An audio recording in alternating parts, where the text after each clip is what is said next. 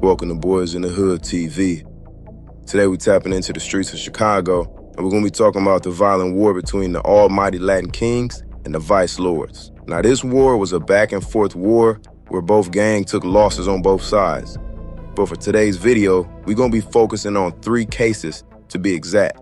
Now, the Latin Kings originated in the 50s, but in the 60s, we would see the birth of the almighty Latin King nation, headed by King Freddie, who ran Ohio, and Kedzie, and King Phil, who ran Levitt and Schiller. Eventually, the Kings will go on to be one of the most dangerous gangs in the streets of Chicago. And on the opposite side, the Vice Lords, with OGs like Edwin Pep Perry and Maurice Miller. Now, this gang, just like the Latin Kings, would eventually grow to become one of the most dangerous gangs in the streets of Chicago. And eventually, these 2 gangs cross paths, and there will be a violent war. On June 27, 1971, 16-year-old Vice Lord named Glenn Burr, along with his sister Teresa, his cousin Nate, and 2 friends were walking near the corner near Levitt and Potomac. As they walked, a 16-year-old named Gustavo Colon, aka Hercules, and Florentine Menendez, who were 2 Latin Kings, approached the group. Now, Gustavo was armed. When Menendez saw Burr, he yelled out, "Shoot that black motherfucker." And immediately, Glenn started running. That's when Gustavo pulled out his strap and opened fire. Burr was shot and he would collapse on the ground.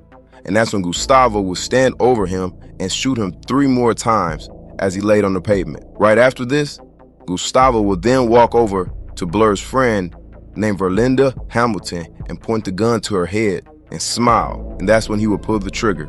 But the gun never fired because he had emptied the clip on Glenn Burr. Gustavo and Menendez would both flee the scene. Teresa and the group would then go run to get help. Police and EMTs would arrive, and Burr would be transported to St. Mary's Hospital, where he would be pronounced dead. Now, while at the hospital, police would question the teens, but only Burr's cousin, Nate, would ID Gustavo as the shooter.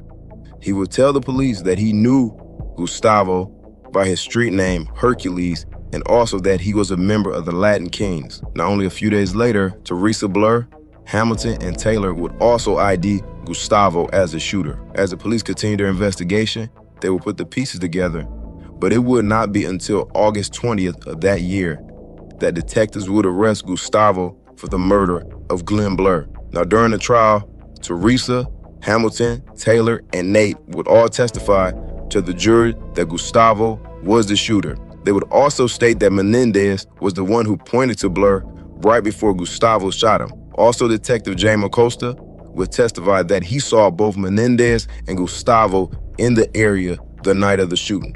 The defense would allow Gustavo to take the stand and testify.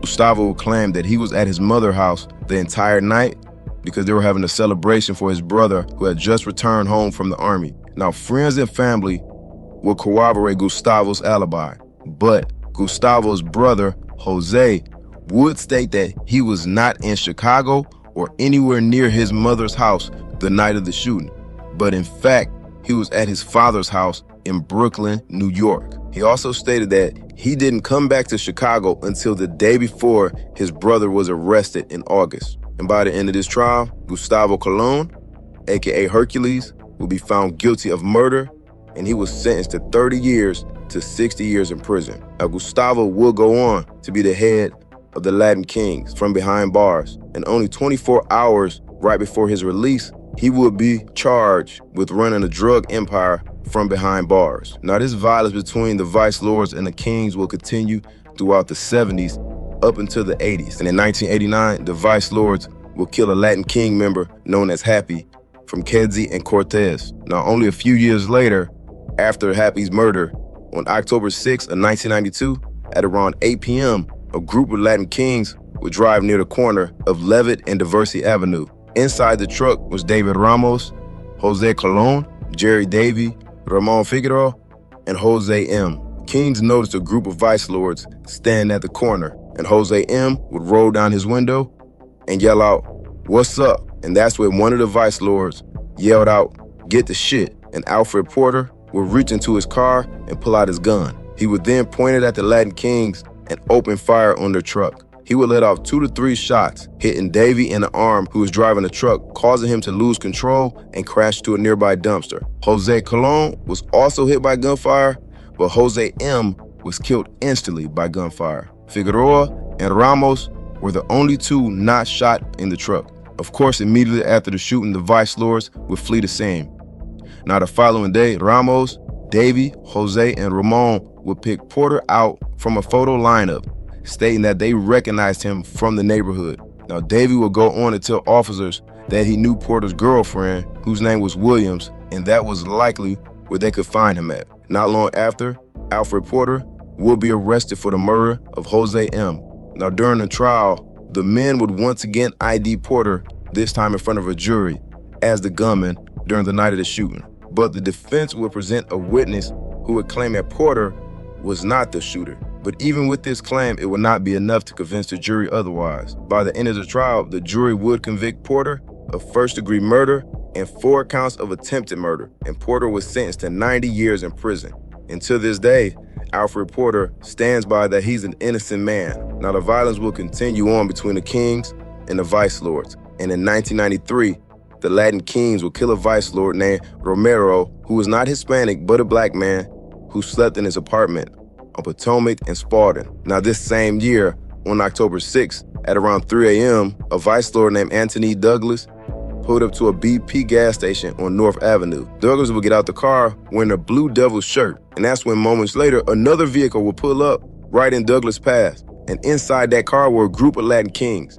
And one of the men would roll down the window and ask Douglas if he was a disciple. And Douglas would simply reply, "This Vice Lord." And that's when all the car doors would open up and several Latin Kings got out the car. Douglas immediately started running. The Latin Kings would pull out straps and start shooting toward Douglas.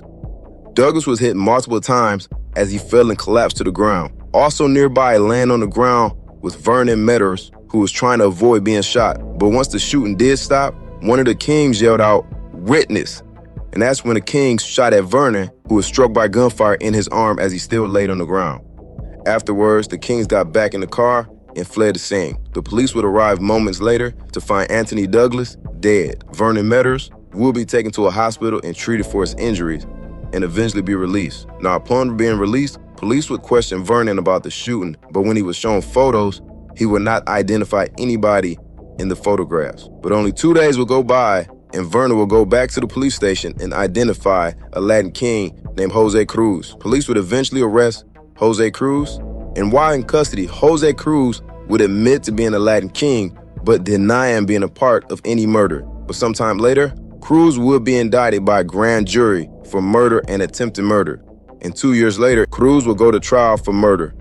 Now, during the trial, Vernon Metters would once again testify, this time in front of a jury, that Cruz was absolutely the shooter who killed Douglas. An officer who questioned Cruz would testify also that Cruz admitted that if he did in fact see a disciple in a Latin King hood, he would definitely kill them or do whatever it takes to get him out of there. But still, Cruz stood by his word that he was not the shooter.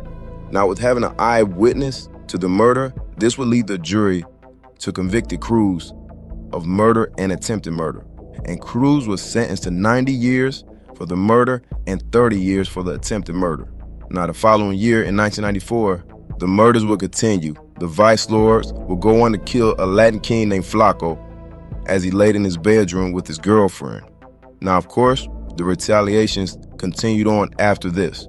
Back to Jose Cruz, Jose continued to fight his case and maintain that he was innocent.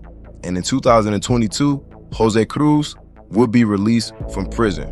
Today, Jose Cruz is held tightly by his sister after leaving Stateville Prison. Police and prosecutors believed the now disgraced former Chicago police detective Reynaldo Guevara. There are more than 50 cases connected to Guevara, and so far about half have been thrown out.